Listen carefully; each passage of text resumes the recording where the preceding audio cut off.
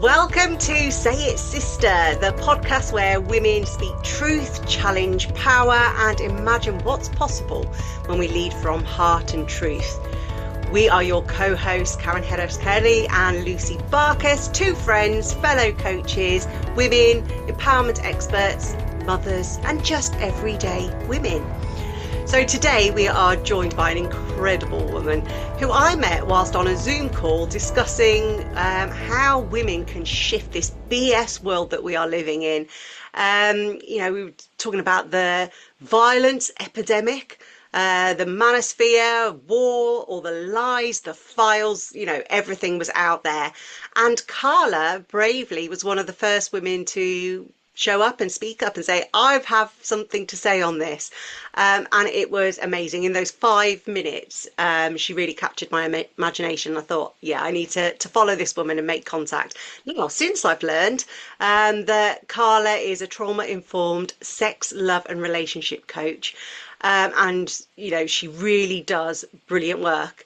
Her 5 minutes really focused on the bonobo monkeys, the matriarchal setup, which is totally the opposite of chimps, that were studied and confirmed that patriarchy is clearly the natural order of things.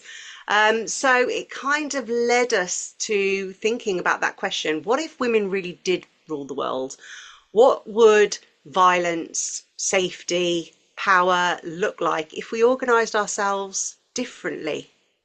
We hope to talk about our anger as fuel for change, learning from the bonobos, who we share 98.7 DNA with, and who have thrived in matriarchy and really have something to say about male violence, and why reconnecting to our sexuality and sisterhood could be the key to creating safer, wiser communities. So welcome, Carla.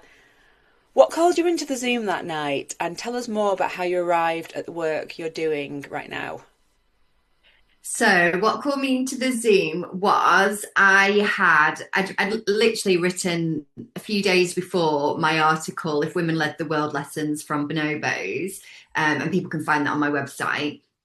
And I was, I really wanted to get this information out, not just, for me to be able to support people locally, but I just was really seeing a vision that if lots of different pockets of women did this internationally, then that's how we can make the change. Because what I was noticing was in myself, my personal, so I cut off from all news just before COVID happened a few years ago. And I noticed immediately a massive shift in my in how I felt about myself. So not knowing everything that's going on all the time in the world and only just being aware of pockets of information felt more empowering rather than knowing everything that's happening all the time. And especially as COVID hit, it was it was a few months before that, it was a perfect time. So I sailed through COVID quite well, I think, in part due to the fact that I wasn't constantly bombarded with all the messaging. And what I noticed in that time and also in my own evolution was when we are looking at things on a global scale, and, I've even said this to my children as well, when we're looking at sort of pollution, those sorts of things, if we try and look at it on a big scale and we feel extremely helpless, we feel powerless, and it puts us into a freeze response because it's just too much. It becomes too much. The idea of it becomes so big that we almost collapse and we freeze because it's just not possible.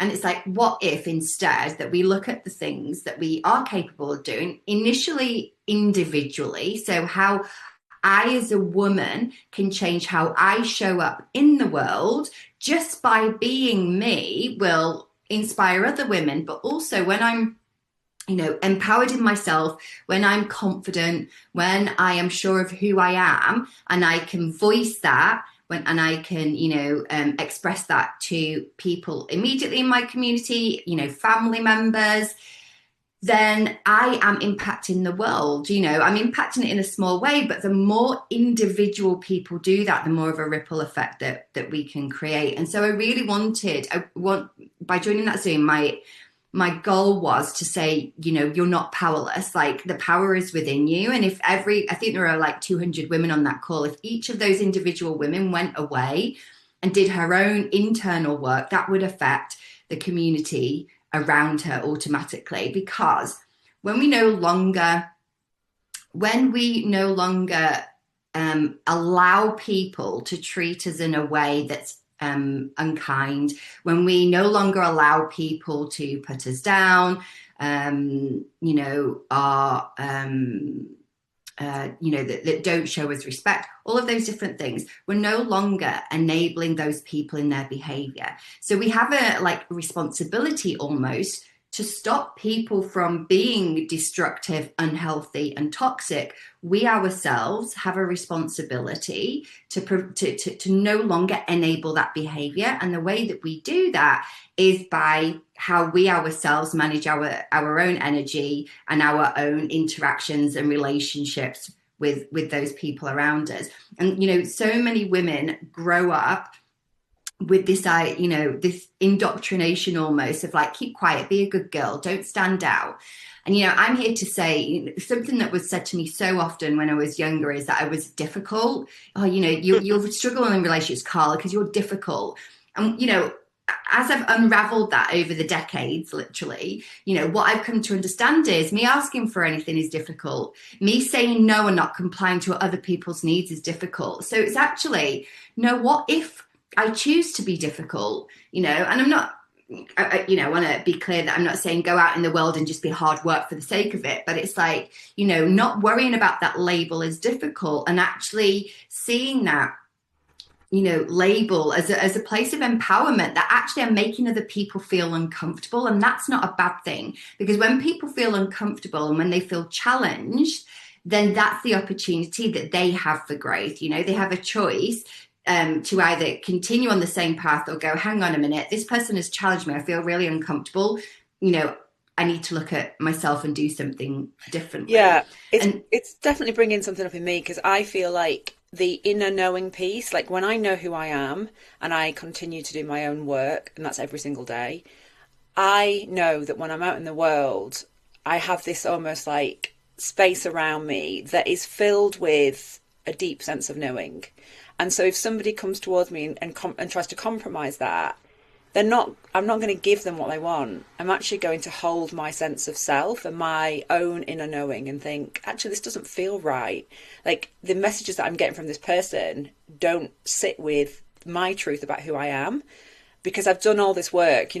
I'll be 50 very soon, and I'm like, I've got 50 years of untangling the nonsense, the things that people have told me I am, to go, actually, no, this is who I am. I know who I am, and this is what I stand for. And everything that you're saying is the work that myself and Lucy do, personally, professionally, with other women, and educating as well, because I feel like when we know who we are, and I've seen this happen many times before, when someone says, I know who I am, that story is your story, it's not my story, and I'm not going to take that from you. I'm going to continue with my own. And it feels different, and also sometimes it can be hard, because we're sort of standing in our truth every single day, and we are going to get challenged from the outside world, who's going to say to us, actually, no, that's not who you are, this is who you are, or maybe this is who you should be, and it can get confusing. But I definitely feel like the more we can sort of dig in, it's like if somebody said to me, you are stupid, I'd be like, no, I'm not. I'm not stupid. I have wisdom. I know that about myself. So they wouldn't really get me on that.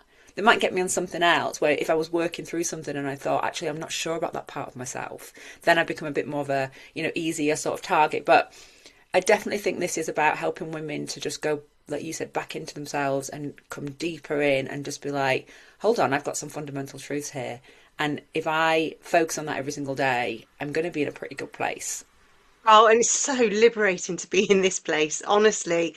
I was reflecting on the relationship I've got with my mum now.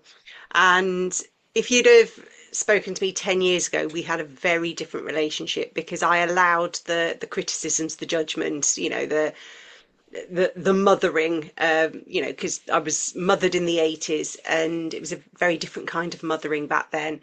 And And over the last 10 years, since I've been doing the work on myself, I've absolutely stood my ground and I know who I am. And I'm not looking for that validation. What I want is the validation of the woman that I am now.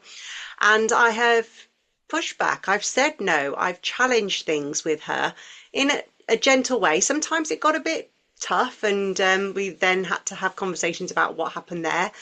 And honestly, yesterday, at the point of recording, yesterday was Mother's Day, and we spent time together with my youngest daughter, and it was the most wholesome, beautiful occasion. It was just like coffee, in a nice coffee shop. But it was because everything in the relationship had changed because I had done the work on myself and I had had the boundaries, and now she was able to just be a woman next to me rather than trying to change me. And that's why I say everything is better on the other side of standing up for who you are. It absolutely, Carla, it's the word empowering. So I want to hear, because the spark that came up was about the bonobos. Now, I'd actually listened to another bloke talk about this, and he's a genius, and I found him on Instagram, and he was talking about this. So I then went into a bit of a rabbit hole of like, what's this all about? And then you spoke about it. I was like, yes, another woman talking about this. So over to you. Talk about what you have learned about these amazing sisters of ours. The very first time I came across the bonobos was a few years ago when I started doing my training to be a sex and relationship coach. And I read the book Sex at Dawn by Christopher Ryan, and it opened up my world because that was the first time that I had come across bonobos. And he looked at all the various different primates. Just to let people know, I'm not a primatologist, so I'm just taking information that the researchers themselves have found, and all of these different things. So and I'm just relaying that information and applying it to what I see with regards to humans and our potential of where we could go. So, and in Christopher Ryan's Sex at Dawn, he's looking at the biology of human beings, and the evolutionary sort of like journey that we've taken, looking at how we were before the agricultural revolution, how we were afterwards. Before the agricultural revolution, we were more tribal, women were considered more promiscuous, and this was a way to create cohesion. It was also a way, you've probably heard the phrase, it takes a village to raise a child. And so one of the reasons that we are able to carry babies, and then birth them, basically they're too young for what they would be compared to other mammals. And so because they are so fragile, we need other people around us to be able to support and help us. One of the theories is the way that we were able to do this, pre-agricultural revolution, was because we were so promiscuous, we didn't know who the father was. It was in the benefit of the tribe to ensure that the babies were looked after and nurtured. The problem is now with the system that we've got, the nuclear family, which has basically created ownership of women, is, we are... It's not a natural way of being, and so many mothers nowadays struggle, feel very, very isolated, can't breastfeed, don't birth properly, all of the problems that then, start the trauma at birth. Because if you go to, anybody, they'll always ask you, what was your birth like, because that's the sign of like the first elements of trauma. And so, you have all of these different threads together, and what they were showing with the bonobos in this book, Sex at Dawn, and also in another lady called Wednesday Martin, she also looked at bonobos as well, why women are naturally promiscuous. And they were both showing that like the hypersexualization of female bonobos helps to create social cohesion. So it helps to create a really good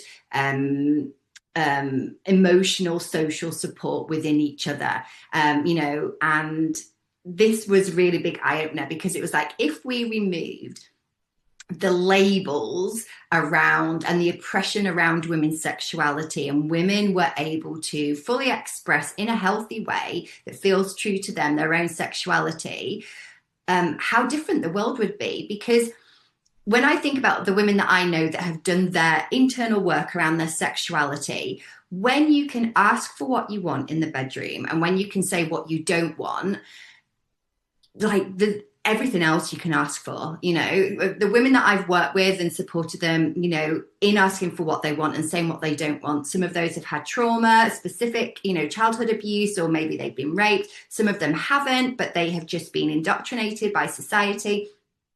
When those women do that work, they go and ask for the pay rise. They go and leave the job and set up their own business. Because when the part of us that's being taught to take the shame, you know, women's sexuality has been shamed so much, and that is to control us, you know, because like I said, an untamed woman is a woman that's going to speak up for herself. And a strong man, a man who's secure in himself, is not intimidated by a woman who's connected to her sexuality.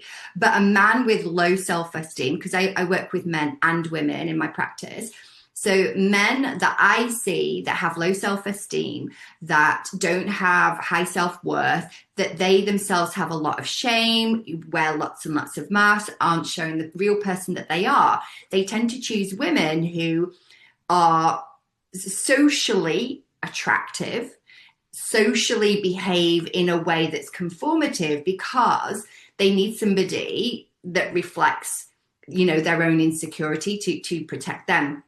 So, you know, not necessarily a trophy partner or a trophy wife, but somebody who's going to say, look, I've made it. This is, I've chose somebody that's socially acceptable.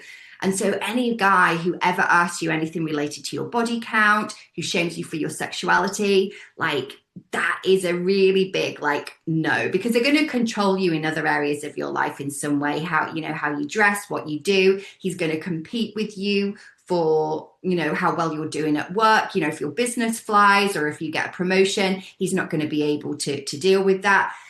But a healthy Are you describing my ex-partner? Yeah. Because I've been there. Yeah, I've been there. Yeah. And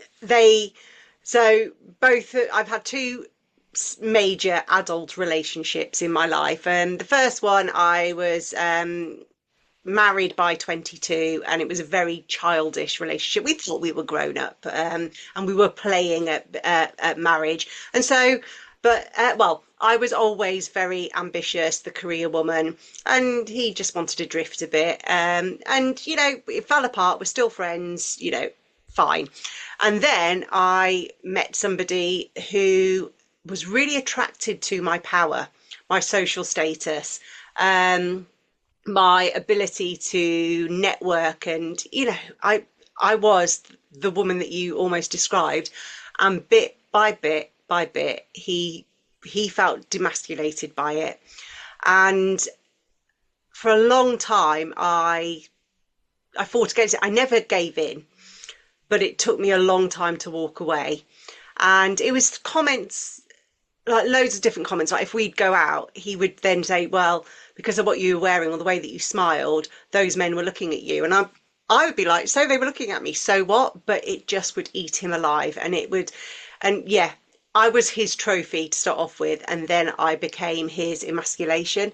So it is so common. It is everywhere because of the messaging and their trauma, our trauma, the conditioning.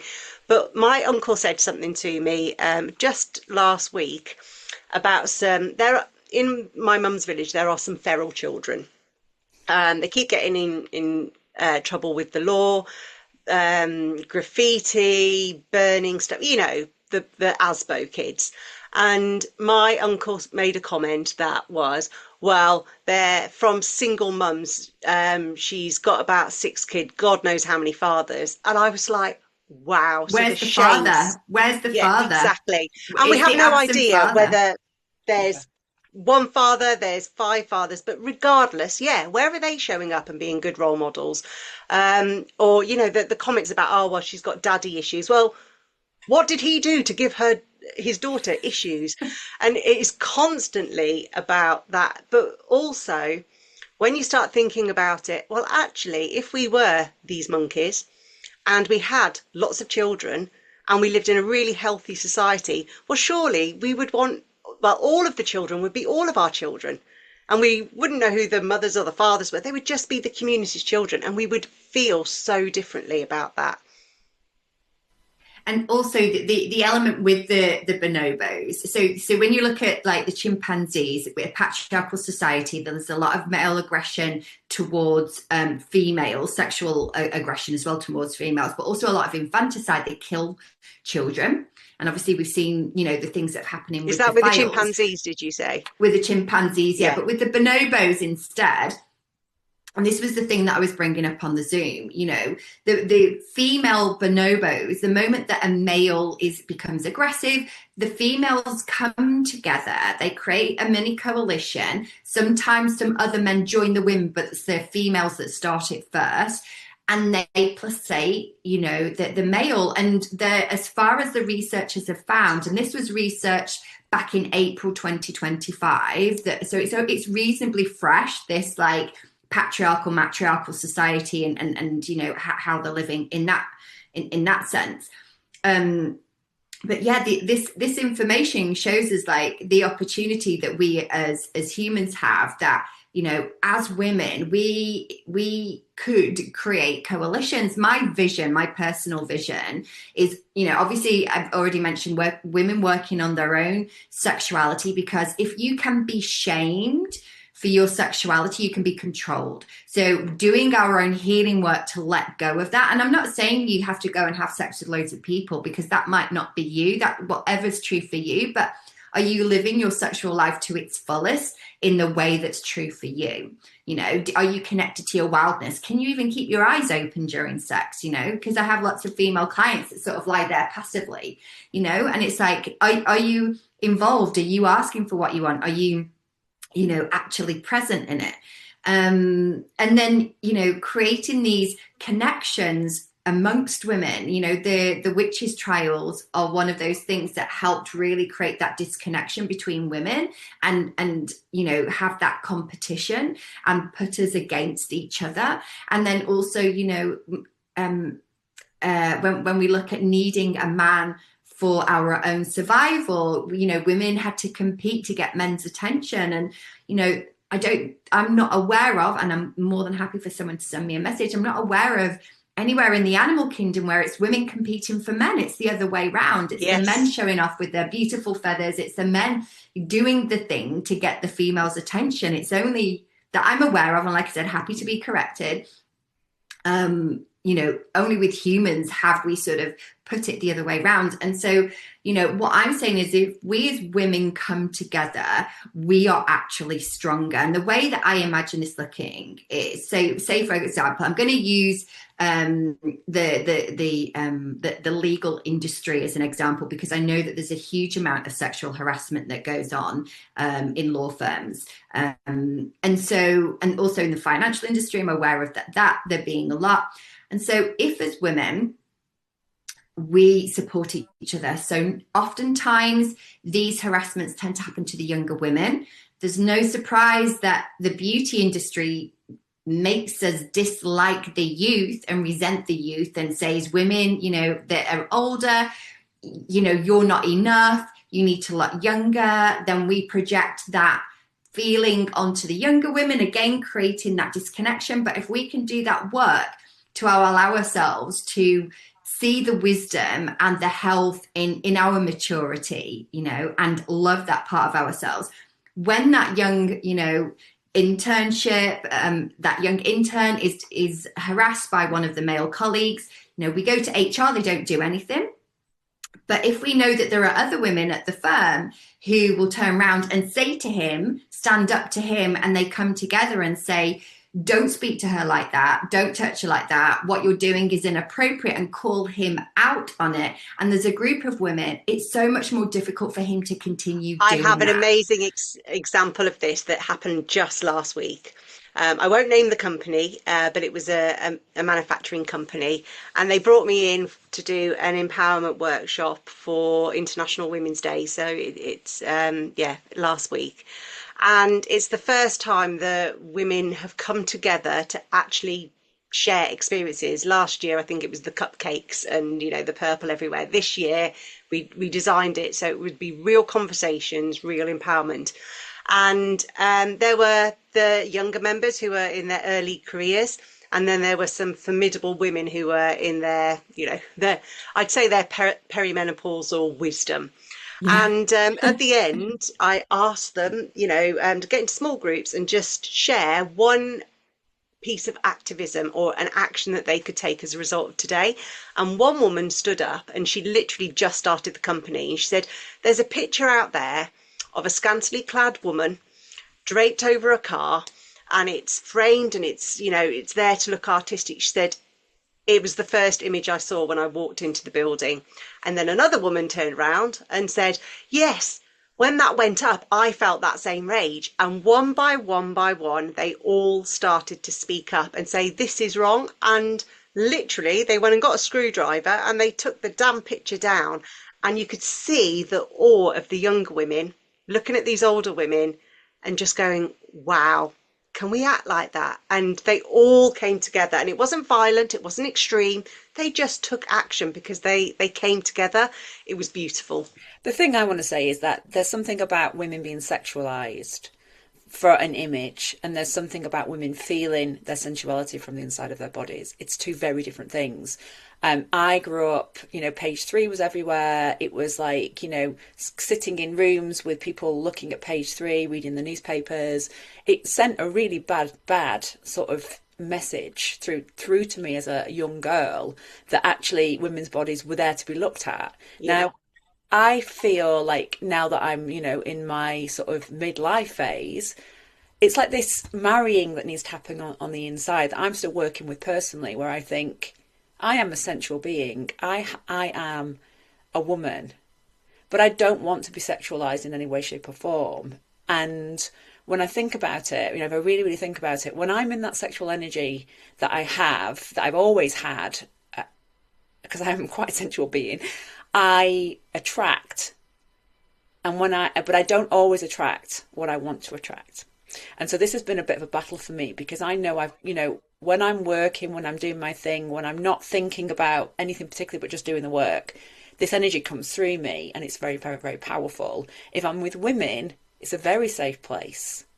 Now, when you add men to that room, for me, the dynamics change and I start to feel like I'm not actually that safe anymore, and that I have to sort of shut that bit down. So this has been something, and I've seen it in different rooms.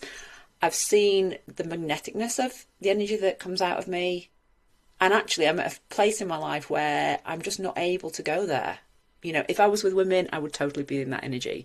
But if you put some men in the room and they're sort of moving towards me, that is being shut down. So this is a battle that I have internally from my own life experiences. I see the distinction between that's a sexualization. This is like pure energy, pure woman energy coming through. Can't quite marry the two things together. So what would you say to that, Carla? It's interesting because I did a video. So I did like I was having some like burlesque or like some type of like sexy dance lessons, and the song that I had on that we danced to was I Bet You Wish Your Girlfriend Was Hot Like Me. And so I purposely did this Instagram video, like dancing provocatively to I Bet You Wish Your Girlfriend Was Hot Like Me. And the caption also on the video was, I bet you wish your girlfriend was hot like me. Read the caption to find out why she's not. And basically I said exactly that. Like, women have this desire to be sensual, to be sexual, to do all of that for themselves. But it's that creepy male gaze that feels invasive and non-consensual that shuts women down. Yeah. And so then they don't want to do that because of the unwanted attention. And so there are two parts to this. One, men need to learn to contain their own energy. And there are men teaching other men how to do that. That's something that I work with men as well. But I find that men tend to domination, take that message better. In what sense? It's domination. I feel like, if you've got their energy coming, they want, like, it's a feeling of, I want to dominate her, like ownership, patriarchal power, like that's the system that we live in. So the education is really, really important to say, like, this isn't about dominating women. This is about, working with women. This is about honoring each other. It's very, very different to what I often see when you've got men leering at you, or other young women, for example. As I'm getting older, I see them, I see it more towards other young girls on the streets, and I just think this is just awful, and actually it's getting worse. Sorry, I cut you off there, but that domination thing is just... I prefer to separate domination to domineering, because domination, especially when you're looking at it from like a power perspective, is a power dynamic where there's permission for somebody to dominate over somebody. The other side of that is domineering. So it's like somebody who without consent is trying to take somebody else's power away from them. And so the way that I like to encourage and empower women is when you feel connected to your own sense of power, as well as connected to your own sensuality, when a man comes towards you, you don't shut down. You're able to from that place of, your own internal sense of domination, able to turn around and stop that. Because, the photos that I use for my social media, it's a lot of the content. Of course, I get a lot of unwanted comments. And so, rather than getting angry or upset, I ask questions and put the focus back on them and make them feel uncomfortable, because they, ask the questions, send me very extremely inappropriate messages. But the moment that I turn it round and, and I say something like, is this appropriate to send to a woman on LinkedIn? Why do you think that this is a suitable message to send? And, asking those questions, putting it back on them, then they're the ones that all of a sudden are, but when as women, when we act aggressively and we show our anger or our hurt, or we shut down or we fawn, I think then that almost gives the power back to them, because they've got the reaction. Agreed. In some way. So it's like, staying true to myself, dealing with my emotion, and then putting it back on them. And that, the amount of men that all of a sudden obviously realize that they're not going to be able to make me feel shameful, I'm not going to play along with it. All of a sudden, they delete that, they block their account from me, because it's like, oh my God, I bring them absolute discomfort. When I first started doing the work that I do, and I used to get those sorts of messages, I would try to get them to see what they were doing wrong, or try to educate them, or get angry, or get upset, or just immediately block them, or whatever it might be. But then that encouraged it almost even more. Some people that you would block them on one platform and then they'd find you on another. But I don't get that now. When I put it back on them, it's completely different. And so it's learning as women to stay connected to our sensuality and stay connected to our power. And my sensuality is mine. For me, it's my creativity. It's my way of listening to myself, because you were talking right at the beginning of, not listening to yourself. I can't remember how you were phrasing it, but just doing things for other people. And, quite often one of the reasons that we do that is we've stopped listening to ourselves. So first of all, we don't know who we are. And then we stop listening to that person of who we are. We've been disconnected from that. And so coming back to my sensuality is for me, it's not performative for somebody else. It's all mine. And I'm really true in who I am. And I can have really good boundaries as well.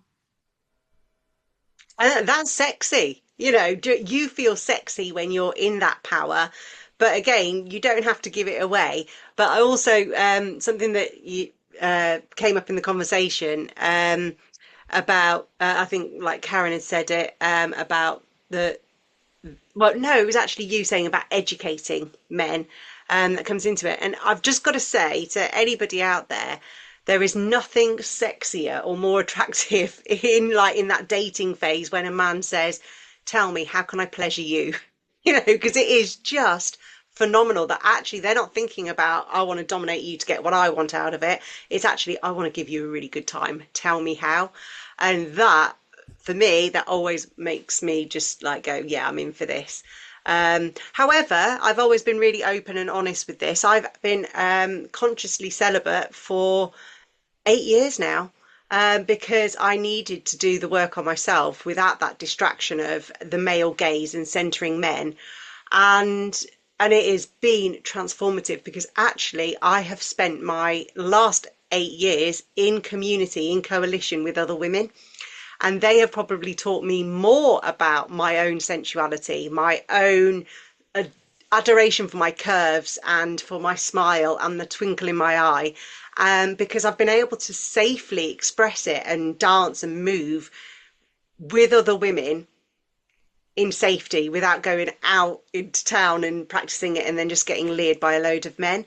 So just to kind of like bring it full circle, something about in the safety of being with other women who have got women's backs.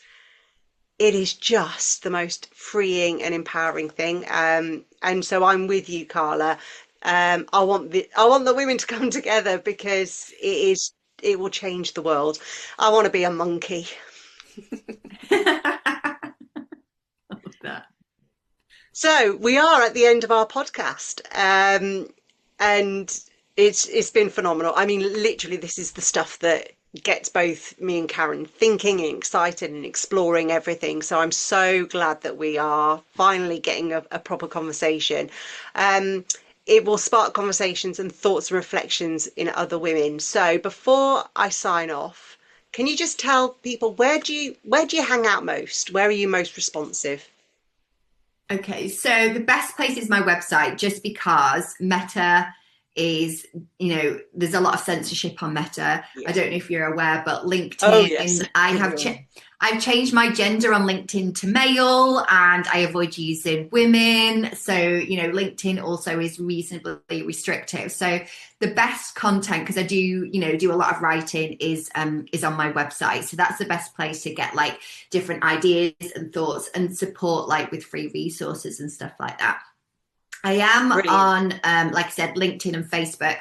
On Instagram, the.sexuality.sanctuary. But as I was saying before, this idea of like growth and empowerment of women and bringing women together to support each other. I have started building a community called the Sister Sanctuary, which has a profile on Instagram, the.sister.sanctuary. And it's basically a platform within my CRM system where I put events not only run by myself, but by other women who are supporting women in their own growth and development. And so women in the northwest of England, so at the moment it's only in the northwest of England. So women in that area that are looking to connect with other women, that are looking to do events and workshops, or just even meet up. So some of the things range from free to paid events. So women who are looking to meet other women, who are looking to develop their own sense of empowerment, and have really been inspired, I would say, by this conversation, are welcome to join the Sister Sanctuary. To join that, it's completely free. Some events that are on there are paid for, and then some are free as well. Oh, that sounds amazing. Well, we are going to go and stalk you. And actually, although we'd only met on this Zoom call, I've actually been connected with you on LinkedIn for some time, or following you at least for a while. And I've seen some of those comments that you get.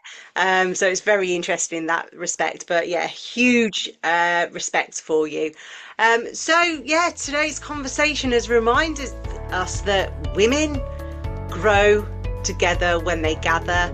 They lead together, they are powerful, they are empowered, they are sexy, sensual women. We have wombs, we are there to create. But it's not easy in the world that we live. So we are imagining a different way. The conversations are being had in Zoom rooms, in coffee shops, in these events, on our own peer-to-peer groups. So stay connected, follow the hell out of all of us, and come and join our communities. And of course, subscribe to the podcast so you never miss an episode. Until next time, say it, sister.